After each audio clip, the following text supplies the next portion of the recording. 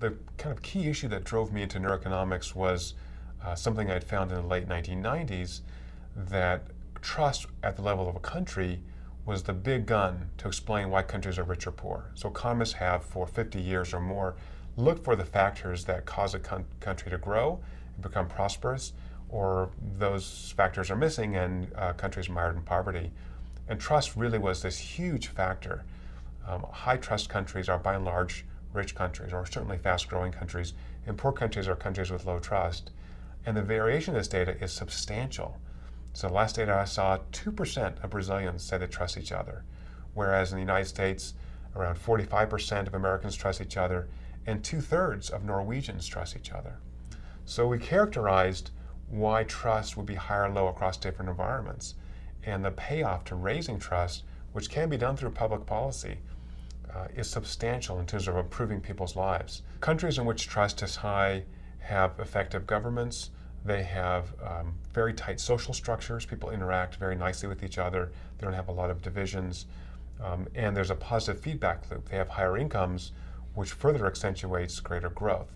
So trust is this kind of great summary measure of a society in which things are working well. And lack of trust, therefore, is a measure of how things do not work well in society. So there's kind of an upside and a downside to this cross-country trust worth. One is that we find that there's a threshold level of trust in other people below which you get very little growth at all. And that threshold depends on the environment of that country being in. But if trust is too low, it's just too hard to engage in transactions. There's too many what economists call transaction costs. I need lawyers and judges and cops to enforce all these agreements. And so therefore the number of people I interact with economically gets very small.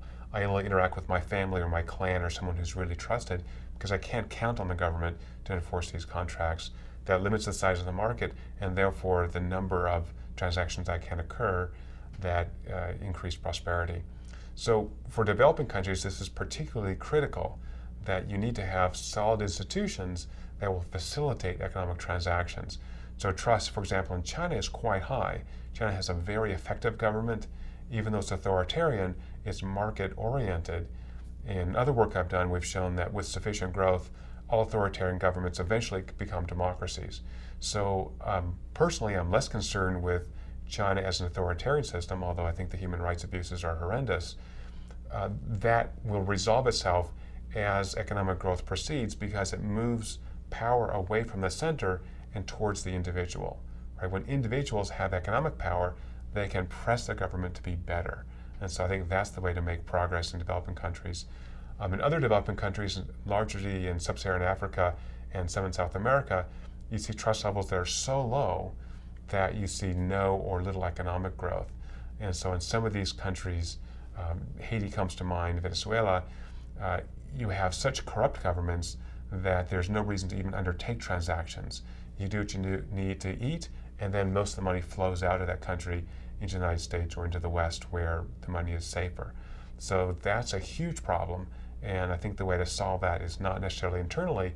It may require international focus on improving institutions in these countries. So the World Bank has a program that has done some work in this area, but it's awfully hard to move a country that has very poor institutions into one that's got very good institutions, absent something catastrophic. So the alternative approach is to start from the ground up.